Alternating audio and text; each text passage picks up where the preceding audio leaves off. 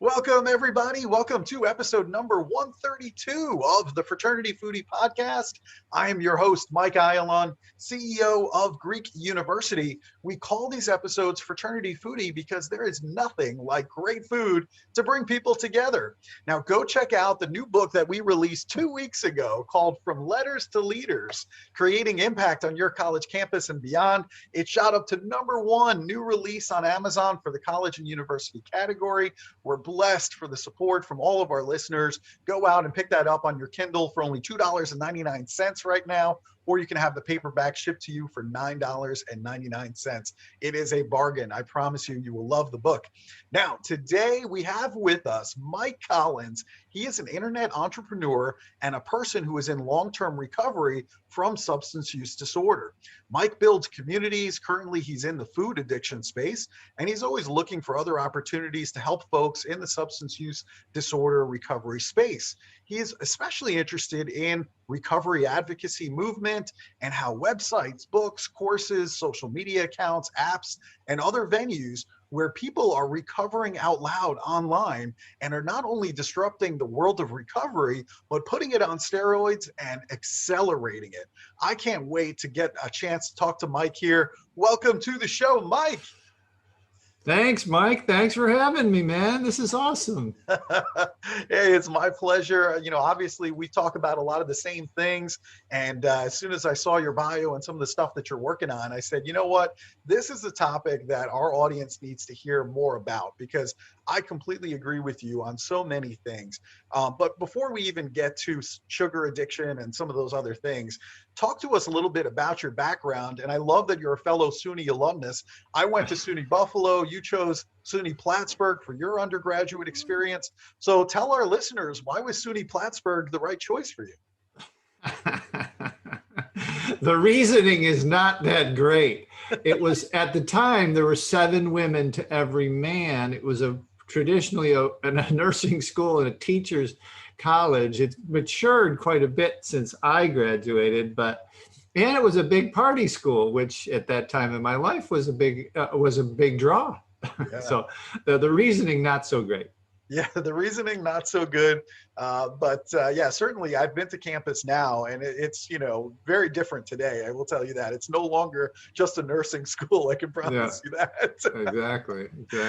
So you're in long-term recovery from substance use disorder. And interestingly enough, I'm working with Drug Free Wilco, a local coalition here in Tennessee, to provide education and resources to help end substance use disorder for both opioids and also psychostimulants. But tell our audience, what is your story with substance use disorder?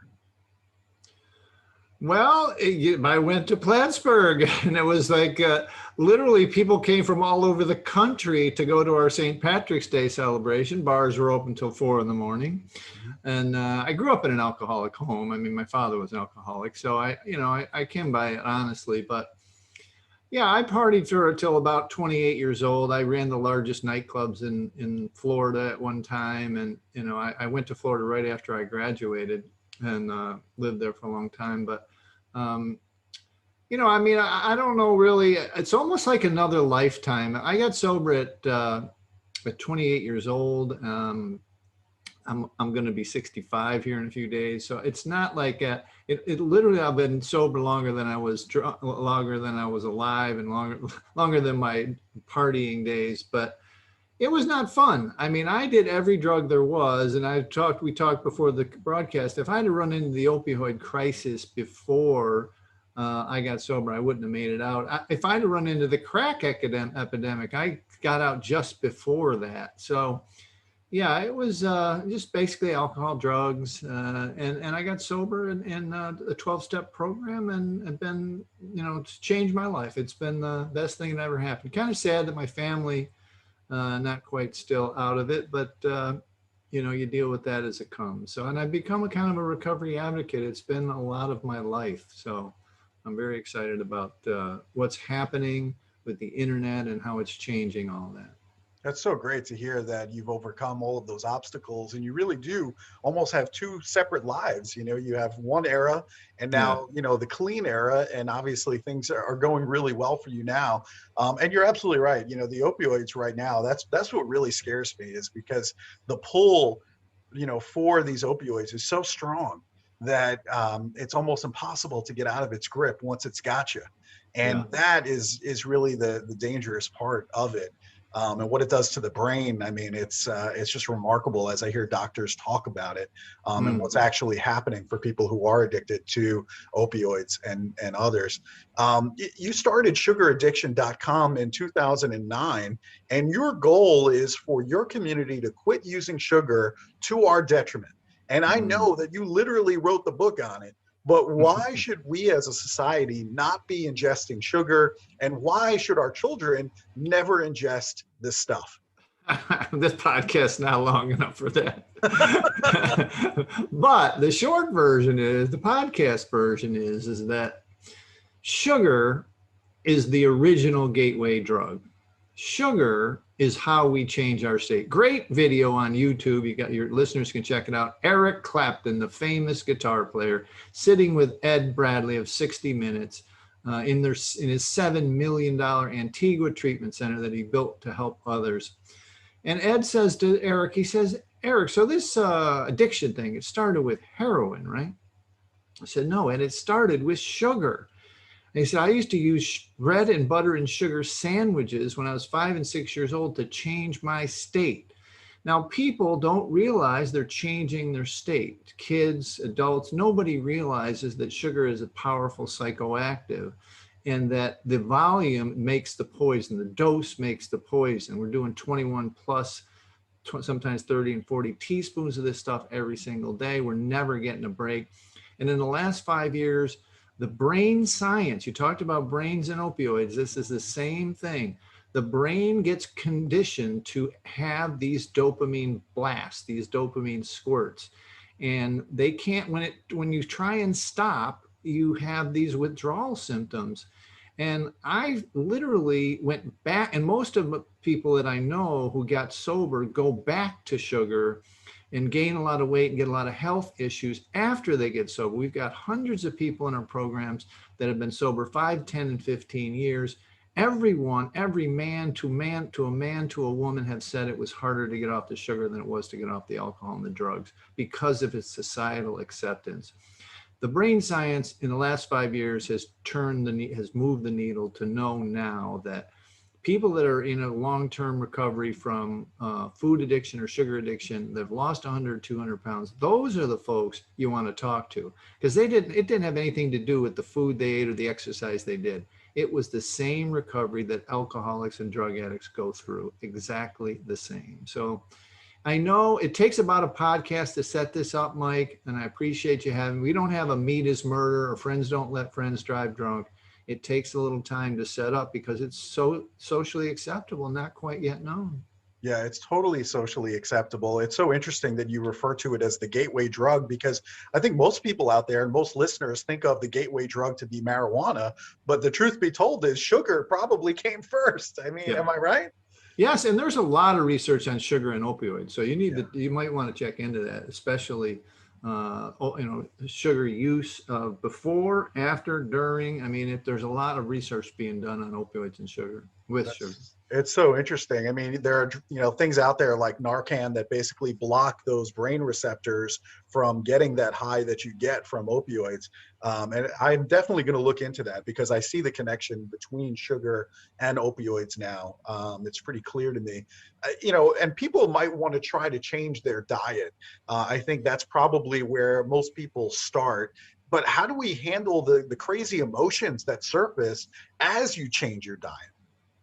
Well, I'm glad you're hitting on this because most health podcasts I go on, they don't want to talk about that, but it's a well-known construct in the world of substance use disorder recovery that if you started using alcohol and drugs at 14 or 15, you stopped growing emotionally. Your finances, your relationships, your career, everything is in a mess because you didn't really have the tools to handle it emotionally. You literally were using these drugs to fend off the bad, good feelings. You were just using drugs, and it gave you an emotional stunting. And this is a common known construct.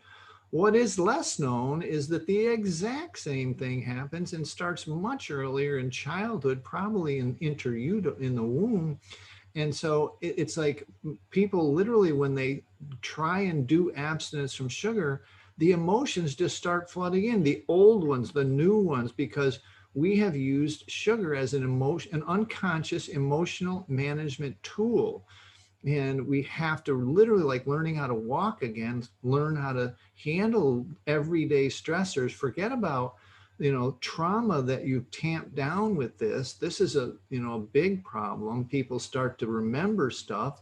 PTSD it doesn't have to even be sexual or physical trauma, but they start to remember this stuff. And then all of a sudden, they go back to the old standby, which is a numbing agent called sugar. And then again, this sounds a little bit far-fetched, but when you talk to, like, I have thousands of people who have recovered, this is the process they went through, not, what's my diet, what's the diet of the week, and what's my exercise. Mm-hmm. So just yesterday, I went to the grocery store, and the grocery store is a terrible culprit here, because as I'm checking out, there's all of these like sugar candies and other things that bombard me as I'm checking out. And I looked over, and there are these like sugar peach rings that I have cravings for. And so, and I'm looking at it as I'm checking out with my healthy foods, and I got to sit there and look at the sugar candy that I'm craving. So how do we end those annoying sugar cravings without feeling deprived? I always keep this within arm's reach so that I can answer this question very succinct, very simply. This book came out March the 2nd, Hooked, Food, Free Will, and How the Food Giants Exploit Our Addictions by Michael Moss. It's won a Pulitzer Prize, so it's a pretty good book. Mm-hmm. And basically, we have on the other side of that candy aisle you're describing, that checkout aisle, food scientists who literally put us into MRIs and touch the product on our tongue, because if you move, it ruins the MRI. And so they can literally, like the opioids, see our brain chemicals lighting up. Mm-hmm. And so they use this, they know what causes people to come back to the product. They know what helps them feel better when they use the product. So it's going to be a tough one. Awareness is the number one tool. You've got to literally split in half real food and drug food. Drug food is anything that's been reduced to a white powder, and real food is the outside of the grocery store. So you got to literally, and I know you've seen it by now, the gauntlet now that they create at checkouts, like in health food stores, and like you got to go through a zigzag of exactly what you're describing, all these tests, and and then people's cravings kick in. They know, the food giants know, people know. So yeah, that's going to be a tough one, I'll tell you. Awareness is the only tool. Yeah, that's exactly what happens to me. I mean, they get me every single time, and I'm trying my best. I really am to avoid it, but it's almost impossible. They've created this maze full of it, and I'm like, why? It's got to stop. The other tool that you mentioned that you talk about is journaling. So why is journaling so important as a tool for success? Great segue, because it's the awareness part. Because when people, I'll tell you a story. I had a guy lost 100 pounds on the keto diet, kind of a new diet, and people are talking about it. And but he still had 60 to lose, but it was plateau, and he'd been a couple of years. And so we had him start working on it, journaling it out. We discovered that he had been in a relationship with a woman for 12 years. And every time he went back to this, his drug of choice, which was peanut M&Ms, it was when there was an upset or some volatility in his relationship. And so when he was able to see it in black and white in a timeline, then he was able to separate the two and lost the other 60 pounds and did fine. But it really took an awareness building tool like a journal to do it. That's so interesting. I also want to talk about self-care because I do find myself craving these sugar candies and other things. I love Willy Wonka and all of his, array of products that he's got out there. Right. So, give us some examples of self-care that I can use when the stress comes, because I know that so many people who are listening right now really struggle with this idea of self-care. You would think it wouldn't be the case, right? It's so interesting that people, I mean, I know why, people do, but I mean, it's so interesting that people don't want to take good care of themselves. And this is a habit that your mother probably gave to you. And this is kind of sad. She was busy and she had other kids and she had meetings and she had a life, and you were crying, and she would give you a cookie and point you towards the television, right? So we learned that comfort was in food, as opposed to some other exercise like taking a walk, going for a run, getting a massage, watching a sunset, getting a hug, calling a friend, some other method, usually that takes effort instead of reaching for the substance. So self-care is really, again, separating out old patterns that don't rely on food as a reward. There's a great guy in England. He's a dentist, and he has a new thing called the Rewards Project. It's a nonprofit, and we're trying to separate rewarding children with treats. It's in the athletic events and all of the schools and everything, and to separate it out, to have something different be the reward, to be the thing that you move towards. And so that, what you really need to do is just literally give yourself a hug, put your arm around yourself, think to yourself, what do I really need? What do I really want? And then it will come. It's probably, like I said, a hug or some recognition, or, something different than a treat or sugar. Yeah, you're so right. Both of my parents, they were working parents. They were, very rarely home during the day. I would see them in the evenings once they came home from work. And by the time they got home from work, they were exhausted and tired. And it was just easier to give me a cookie or something like that to, to satisfy what I really wanted, which was probably attention from my parents. Give me a hug, tell me you love me, anything.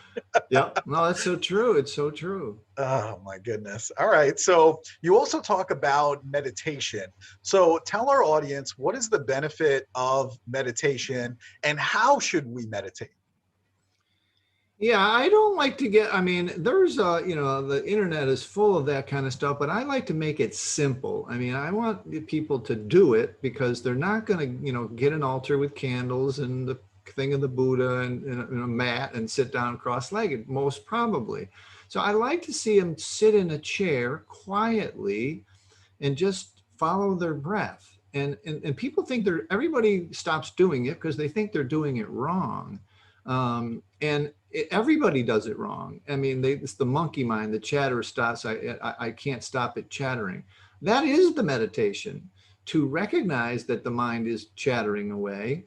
Take another deep breath and just, go back to the silence. And that process of returning to the silence, returning to the quiet is meditation. And people don't get that. They think that there's some magic mysticism to it, and it's just not the case. It really is just a sitting quiet.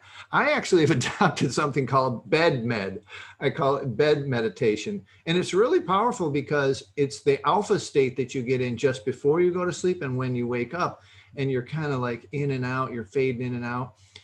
Go back to your breath and just be quiet. And literally, that's all you need to do. That's all meditation is. It's not a big, sit on the top of a mountaintop with hardly any clothes on. That's not meditation. Meditation is very simple, and people should keep it simple. Yeah, I like that. It's great suggestions. I took a yoga class when I was in college. The yoga instructor was very, very good at teaching meditation and listening to your breath. So I would highly recommend that. There are plenty of apps out there for your phone. I mean, I won't go into all the details, but there are plenty of apps there that I think can help guide people if they don't know how to meditate and start to listen to your breath. But I like the simplistic approach that you've got. I think that's very helpful. I also want to talk to you as a parent because I am raising two children children. And it is so difficult because one of them is a freshman in high school. The other one is a sophomore in high school. My son is completely obsessed with chocolate Lucky Charms. I don't even want to look at the sugar content on that particular cereal. So how do you raise children in a no sugar or a sugar reduced environment? How do you do that? You're probably not going to like the answer, but it's, you know what they say on the airlines, put your own oxygen mask on first.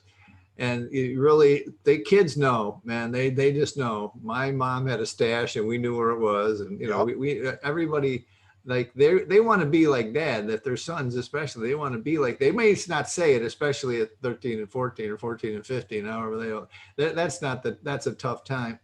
I have two delineations for that. One, children below 4 or 5 are not going to the grocery store. And in this day and age, not going anywhere. So we have 100% responsibility for that. And I don't think there's a doctor on the planet that says a pregnancy or early. Matter of fact, the American Pediatric Association, American Pediatric Dental Association, the American Heart Association, and the Robert Wood Johnson nonprofit finally got together and said no sugar sweetened beverage for children below 5. And so that's finally happening. But once they get past 5 or 6, it's another ball game, 7 or 8. Because they've seen it, they've had it, they like it, they're used to the dopamine hit and they feel better. They don't know why they feel better, but they do. And it's not the sweet taste, it really is the better feeling.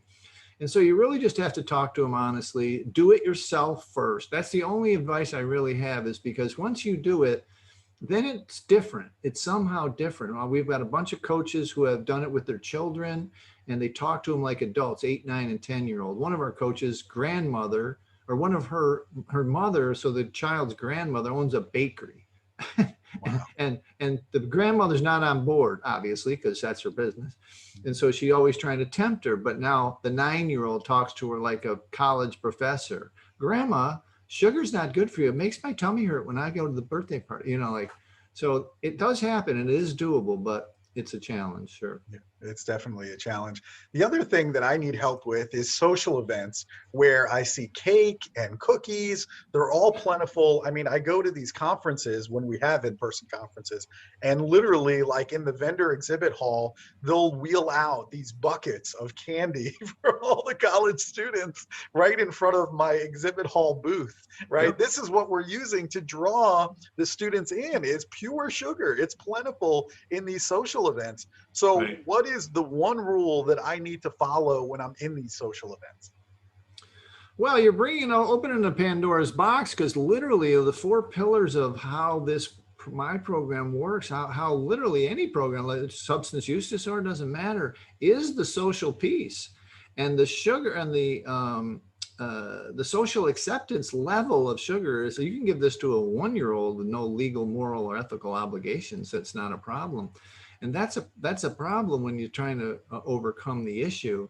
And so, the problem is one of my mentors says we're 8 years into a 30-year tectonic shift in this awareness piece of the puzzle. But it's just, again, it's the awareness of what the product really does to the body and the brain over the long haul. And there's nothing you can do about what other people do. You know this now, Mike. I mean, everyone should know this, but we don't have control over what others are going to do. And it does take, honestly, to get into a situation like that in the first 30, 60, or 90 days is hard. It's really hard. So the further you get away from it, the easier it is to handle situations like that. Mm-hmm. Okay, well, that's really good to know. Now, in full disclosure, we love good food here at Fraternity Foodie, and we can avoid the sweets. I mean, there's good food out there that is not the sweets, right? So I'm curious, what's your favorite restaurant to go to out in LA? It's actually, it looks like a hole in the wall, but it does sit right across the Pacific, the park from the Pacific Ocean. It's called the Blue Plate Oysterette. And literally the seafood was swimming that morning. So it was like, it's fresh and it's like good portions. And it's really only, I don't think the whole restaurant is 700, 800 square feet, but they have outside dining and stuff. So yeah, I mean, it looks like a small place and it's very casual. A lot of movie stars go there, but it's delicious. So yeah. That sounds perfect. And living in Nashville, Tennessee, where I'm landlocked, I will tell you, I'm very envious of where you are in the world because I love seafood. Oh my goodness. So I can't wait to go out and speak out on the West Coast. And I'm definitely going to take your recommendation. I promise you there. All right. So if our listeners, if they want to learn more about you, they want to learn about your book, where should they go in order to get all the information they need? Sugaraddiction.com. It's really, it kind of names the issue, names the problem. And there's a big yellow book. You'll see a cover of The Last Resort Sugar Detox. And the last resort means you've tried everything. People in our things have tried everything, every diet under the sun. A couple of our coaches used to work for that large WW group and couldn't find happiness until they, really truly got off the sugar and understood what sugar addiction really was. So just grab the copy of the book, download it for free. It was on Amazon. We moved it back over to our site because, we just started giving it away, and because we want to build this platform to help a lot of people, and it's getting exciting now. So the beginning is that book. That book will help you out a lot. I love it. All right. So to all of our listeners, go to sugaraddiction.com, download Mike's book totally for free. You just have to put in your email address. You'll be able to download that book right away. And we hope that you've enjoyed this conversation. We hope that it's been enlightening for you. I love talking to Mike about some of this stuff that really I just don't know a lot about. So I know this is going to be very, very helpful for all the college students that are listening, trying to get a handle on their diet and avoid this gauntlet of sugar that is being constantly bombarding us every time we go to the grocery store. So I appreciate you, Mike. This has been a lot of fun. So thank you so much for being with us today. Well, thanks for having me. I appreciate it. Oh, it's my pleasure. And to our listeners, if you like this video, make sure you like it and share it with other students on campus. We hope to see you on another episode of Fraternity Foodie. Thanks so much for joining us. We'll see you next time.